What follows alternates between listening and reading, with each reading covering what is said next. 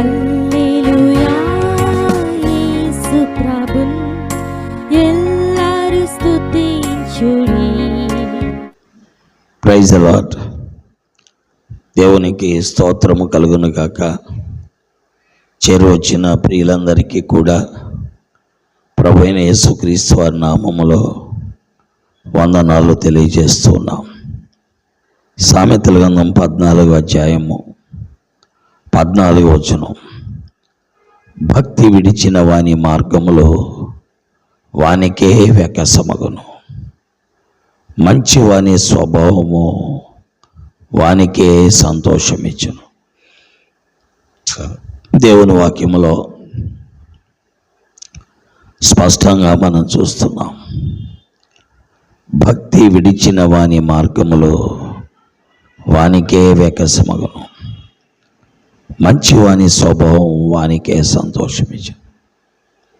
దేవుని వాక్యం ఏంటున్న ప్రియులారా, స్పష్టముగా దేవుని వాక్యం మాట్లాడేది. ఈ లోకములో దేవుని అందలి భయభక్తులు కలిగి ఉండటం అనేది చాలా ముఖ్యం. దేవుణ్ణి నమ్మటం అనేది చాలా ముఖ్యం. ఎందుకనగా నీకు నీవుగా ఈ భూమి మీదకి రాలేదు, మీ తల్లిదండ్రులు కూడా ఈ భూమి మీదకి నిన్ను పంపించలేదు. నీవు భూమి మీదకి రావటానికి కారణం ఈ విశ్వమునకు కర్త, ఈ సర్వ సృష్టికి అధికారి, సర్వోన్నతుడైనటువంటి దేవుడు ఈ భూమి మీదకి నిన్ను పంపించాడు. ఈ భూమి మీద ఈనాడు నువ్వు ఉనికి కలిగి ఉండటకు, చలించుటకు, జీవించుటకు కారణము ఆ దేవుడే. ఆ దేవుని యందలి నమ్మికయే దేవుని యందు భయభక్తులు కలిగి ఉండుట. కాబట్టి నిన్ను ఈ భూమి మీదకి పంపించిన దేవుని యందు ఆ దేవుణ్ణి ఎరగాలి, ఆ దేవుణ్ణి నమ్మాలి, ఆ దేవుని యందు భయభక్తులు కలిగి ఉండాలి. అలాగా దేవుని యందు భయభక్తులు కలిగి ఉండుట దేవుని నామానికి మేలు, ఆశీర్వాదంగా ఉంటుంది. అంతేకాదు నీ జీవితానికి ఎంతో క్షేమం. నీ జీవిత విలువలు మారిపోతూ ఉంటాయి. నీవు దైనందిన జీవితంలోనూ, అలాగే సాంఘిక జీవితంలోనూ, సామాజిక ప్రమాణాల్లోనూ ఎంతో విలువైన వాడుగా ఎదుగుతావు. కాబట్టి దేవుని యందు భయభక్తులు కలిగి ఉండాలి. ఒకవేళ దేవుని యందు భయభక్తులను విడిచావు అనుకోండి, అట్టివాడిని భక్తిహీనుడు అంటారు.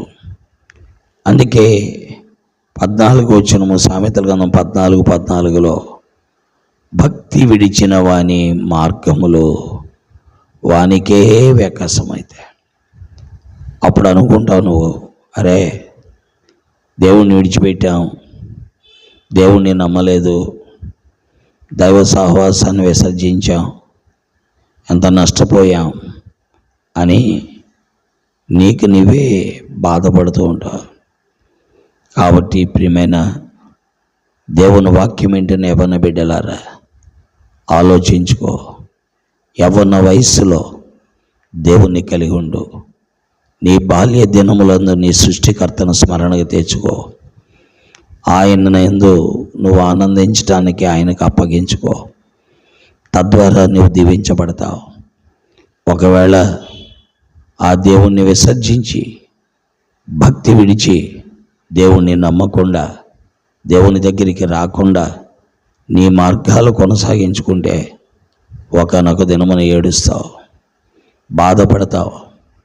దేవుని వాక్యములో యోసేపును చూసిన అన్నదమ్ములు ఎంతో ఫీల్ అయి ఉంటారు.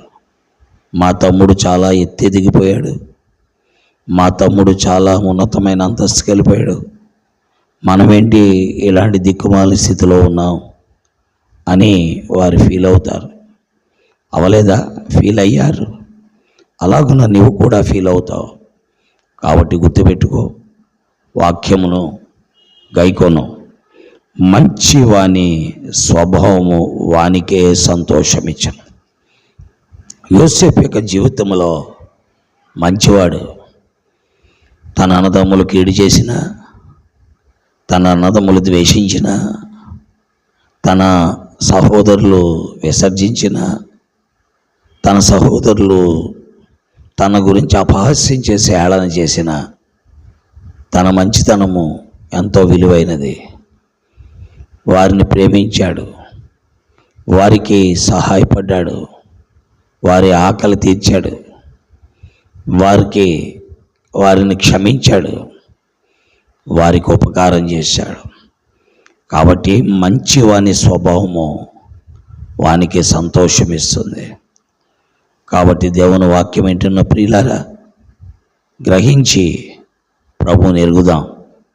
యోసేపు ప్రభువుని ఎరిగినవాడు. యేసుక్రీస్తు నిన్న నేడు నిరంతరం ఒకటే రీతిగున్న దేవుడు. యోసేపు కాలంలో కూడా ఉన్న దేవుడు. అలాంటి దేవుణ్ణి నమ్మిన యోసేపు భక్తి కలిగి మంచివాడిగా జీవించి తన జీవితంలో ఆనందించాడు.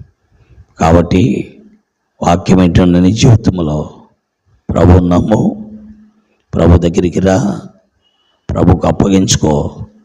దేవుడు ఈ మాటలు మన మధ్యలో దీవించి నీ పక్షముగా ఆశీర్వదించి మేలు చేయనుగాక. ఆమెన్. ప్రేమ కలిగిన తండ్రి, నీ వాక్యమును ముద్రించండి, ప్రజలకు మేలు చేయండి.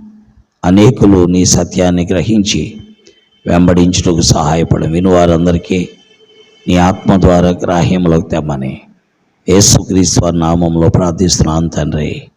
ఆమేన్. ప్రైజ్లాడండి. అందరికీ వందనాలు. దేవుడు మిమ్మల్ని దీవించుగాక. చంద్రులారాయిలా దేవుని స్తుతించుడి, హృదయమును వెలిగించిన యేసుని స్తుతి